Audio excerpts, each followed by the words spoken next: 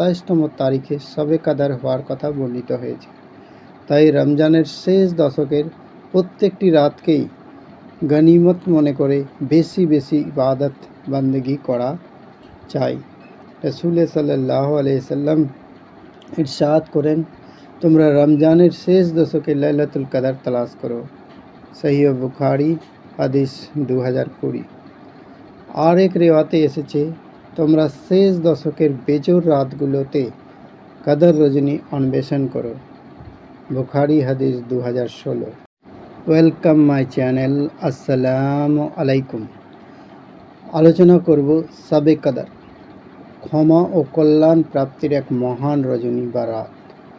লাইলাতুল কদর মহান আল্লাহর এক অপরন্ত দান, নৈকট্য অর্জনের এক পবিত্র রজনী, পাপ মোচন এবং কল্যাণ লাভের এক অনন্য মাধ্যম, ভাগ্য নির্ধারণের মহেন্দ্রক্ষণ। মুমিন বান্দার সাথে ফেরেশতাদের সাক্ষাৎ লাভের এক পবিত্র মুহূর্ত, নেকি হাসিলের এক পরম সুযোগ। এক রাতেই অর্জিত হয় হাজার মাসের ইবাদতের সওয়াব। এই রাতকে ঘিরে সৃষ্টি হয় আসমানবাসীদের মাঝে আনন্দের আবহ। এ ধরায় অবতীর্ণ হন জিবরাইল আলাইহিসসালাম তার কাফেলা সহ। মুসাফা করেন ইবাদত গুজার প্রত্যেক বান্দার সাথে। সৃষ্টি হয় দয়ার সাগরে ঢেউয়ের, বর্ষিত হয় রহমতের বাড়ি শুভে সাদিক পর্যন্ত। কদর রজনী সহস্র মাস অপেক্ষা শ্রেষ্ঠ। সেই রজনীতে ফেরেশতাগণ ও রূহ জিবরাইল আলাইহিসসালাম অবতরণ করেন এই পৃথিবীতে। তাদের রবের হুকুমে প্রত্যেক ভালো এবং কল্যাণকর বিষয় নিয়ে শুভে সাদিক পর্যন্ত, উদিত হওয়া পর্যন্ত।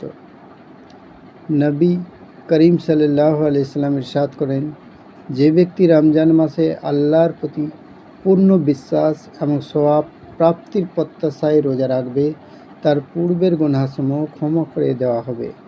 আর যে ব্যক্তি লাইলাতুল কদরে পূর্ণ বিশ্বাস ও সওয়াব প্রাপ্তির আশায় কিয়াম বা ইবাদত বন্দেগি করবে, তার পূর্বের গুনাহসমূহ মাফ করে দেওয়া হবে।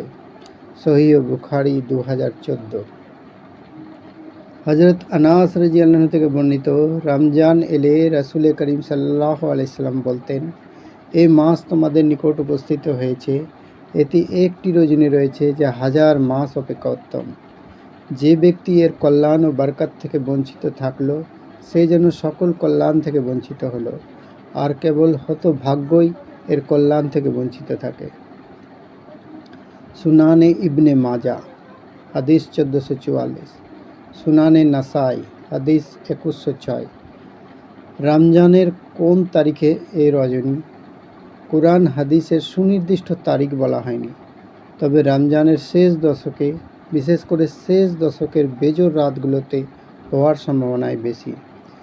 এমনকি উবাই ইবনে কাব রাদিয়াল্লাহু আনহু সহ একাধিক সাহাবী ও তাবেঈ থেকে রমজানের 27তম তারিখে শবে কদর হওয়ার কথা বর্ণিত হয়েছে।